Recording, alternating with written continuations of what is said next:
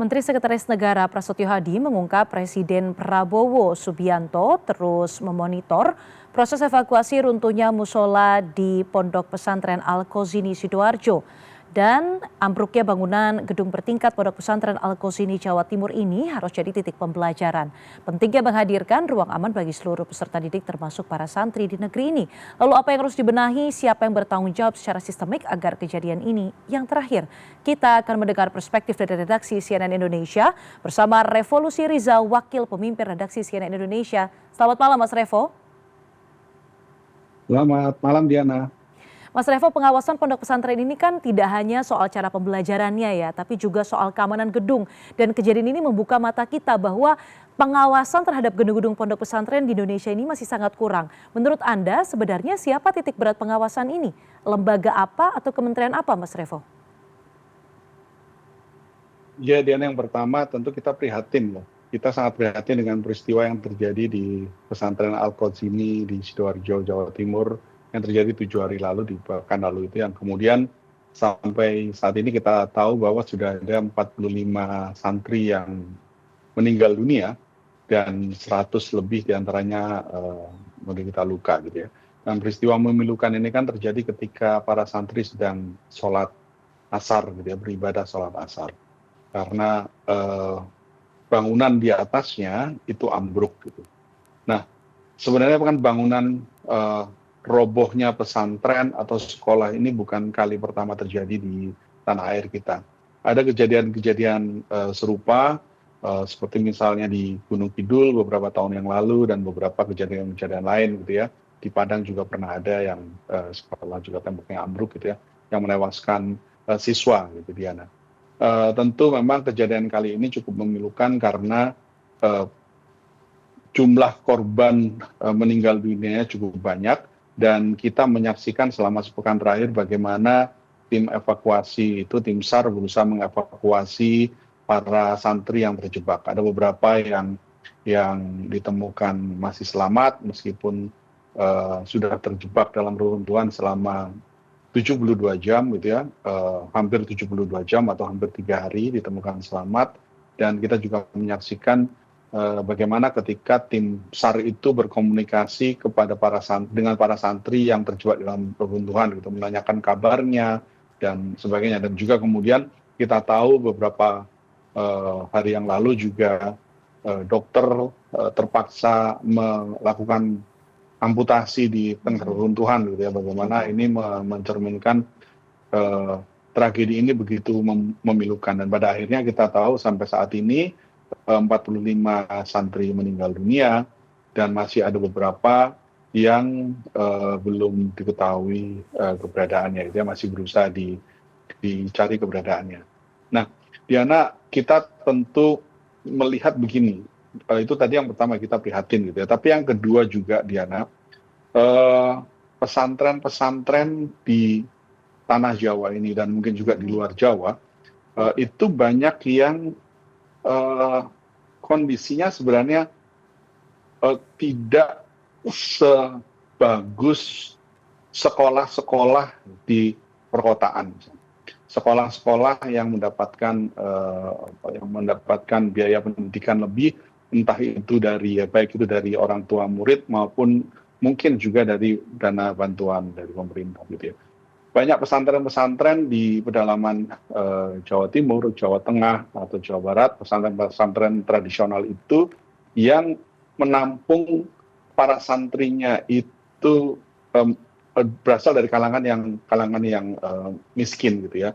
Orang yang tidak punya, anak yatim itu ditampung di pesantren, sehingga mungkin memang secara pendanaan tidak sebagus misalnya pesantren-pesantren atau sekolah-sekolah di perkotaan yang kita tahu mungkin uang sekolahnya juga bisa sampai jutaan rupiah gitu ya. Banyak kondisi-kondisi yang memprihatinkan sebenarnya. Banyak kesaksian-kesaksian misalnya pesantren-pesantren tradisional di tradisional tersebut yang mungkin siswanya atau santrinya juga makan dengan makanan yang seadanya.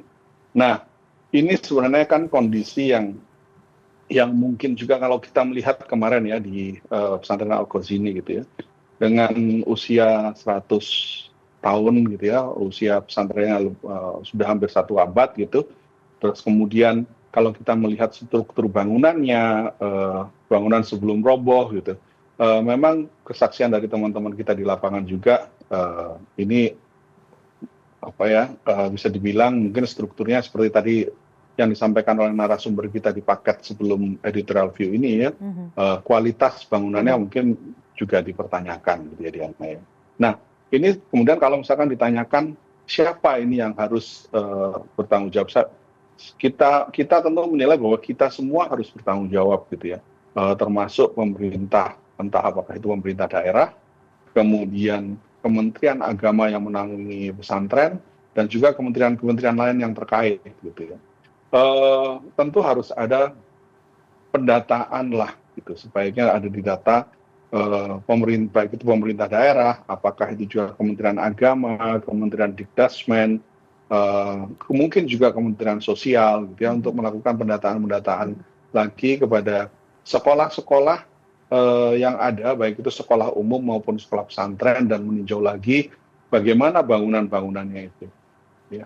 Tidak hanya sekolah negeri, tapi juga sekolah-sekolah swasta, gitu ya. Seperti pesantren ini kan juga kebanyakan kan didanai oleh swasembada atau swadaya dari orang tua murid, dan juga mungkin sumbangan-sumbangan atau infak dari para umat yang lain, gitu ya. Nah, kalau misalkan terjadi pendataan gitu ya, maka bisa dilihat ulang gitu, dilihat lagi apakah struktur bangunan di pesantren-pesantren ini apakah cukup layak bagi para santrinya, atau sekolah umum misalnya apakah cukup layak untuk para siswanya. Sehingga kalau misalkan ada ditemukan bangunan-bangunan yang dinilai tidak layak dan itu berpotensi mencelakakan, tidak bisa memberikan ruang yang aman dan nyaman bagi para siswa atau para santri, maka sebaiknya segera diambil langkah, apakah itu direhabilitasi dan diberi bantuan untuk diperbaiki gitu, atau diperbaiki secara struktur bangunannya. Kita tentu menilai bahwa sebenarnya kan pemerintah mungkin ada dana lah untuk meningkatkan pendidikan. Apalagi kita tahu pemerintahan Bapak Presiden kali ini ya, Presiden Prabowo dan Wakil Presiden Gibran pada periode kali ini sangat memberikan perhatian kepada para siswa gitu ya, dengan adanya makan bergizi gratis, kemudian juga ada sekolah rakyat, sekolah Garuda. Artinya pemerintah kali ini memiliki perhatian yang cukup tinggi terhadap meningkatkan kualitas pendidikan di tanah air. Nah, ini juga menjadi momentum juga untuk mencermati lagi bangunan-bangunan pesantren-pesantren, sekolah-sekolah baik itu negeri maupun swasta yang ada di seluruh tanah air. Dibanding kemudian juga mengejar target, misalkan membangun sekolah rakyat sedemikian banyak gitu ya, mungkin alokasi dananya bisa disisihkan untuk perbaikan sekolah-sekolah yang sudah established, yang sudah berdiri, namun mutu bangunannya, kualitas bangunannya tidak sebaik yang di standar yang ada gitu ya. Pemberdayaan masyarakat umum juga kita nilai bisa dilakukan dengan membuka ruang donasi misalnya, apakah itu melalui badan wakaf atau melalui badan zakat nasional dan lain sebagainya gitu ya. Karena kita tahu kepedulian masyarakat sebenarnya cukup tinggi untuk pendidikan gitu ya. Jadi ketika misalkan ditemukan sekolah-sekolah atau pesantren-pesantren yang mutu bangunannya tidak bagus, itu kemudian dipublish dan kemudian dibuka kotak amal, kita kok meyakini bahwa dana bisa terkumpul cukup, Diana. Gitu.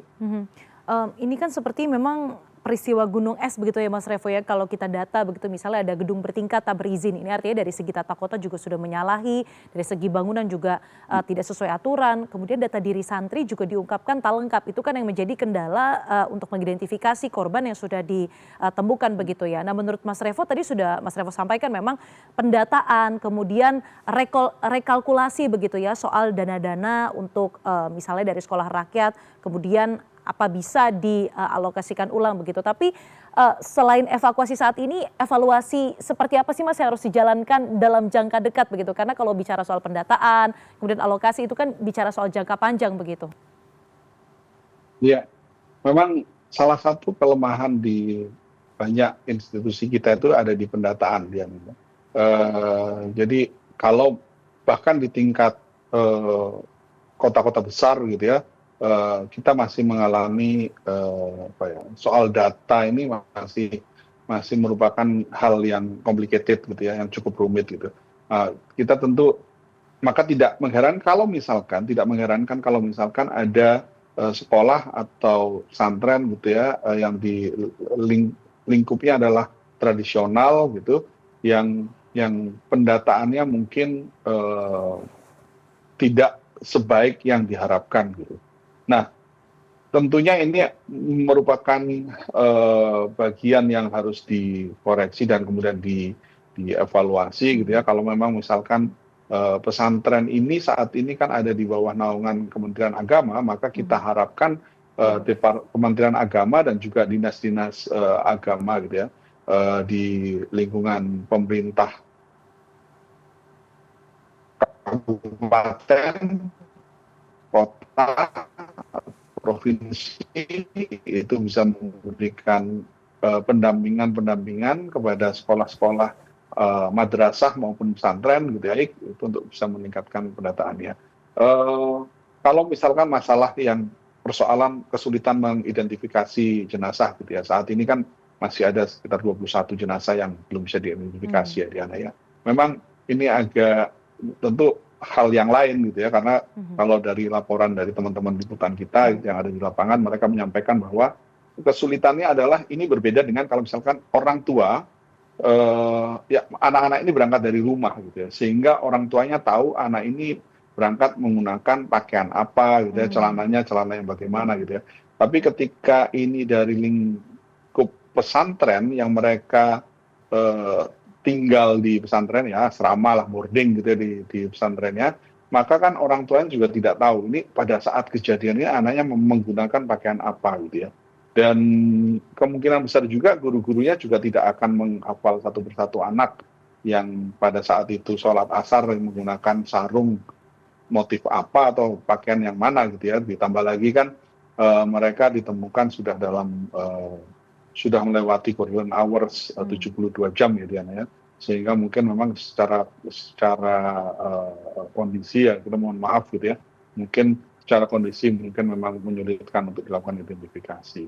Tapi hal lain memang kalau memang misalkan ada pendataan berapa jumlah santri, siapa saja santrinya dan lain sebagainya, kalau memang secara pendataan itu belum terlalu baik gitu ya, maka ini juga merupakan bagian evaluasi yang harus dilakukan oleh Kementerian Agama dan jajarannya sampai pemerintah setempat gitu ya, pemerintah Kabupaten Sidoarjo dalam konteks hal ini ya, dan juga tentu pemerintah kabupaten kota yang lain di tanah air untuk melakukan perbaikan pendataan, sehingga jika terjadi insiden atau tragedi semacam ini lebih mudah untuk dilakukan proses-proses identifikasi dan lain hal dan lain sebagainya gitu ya, terkait dengan data-data santri atau siswa sekolah ya.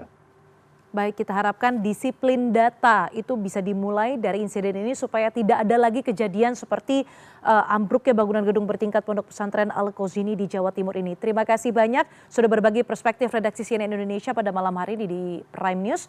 Mas Revo, selamat malam. Selamat malam Diana.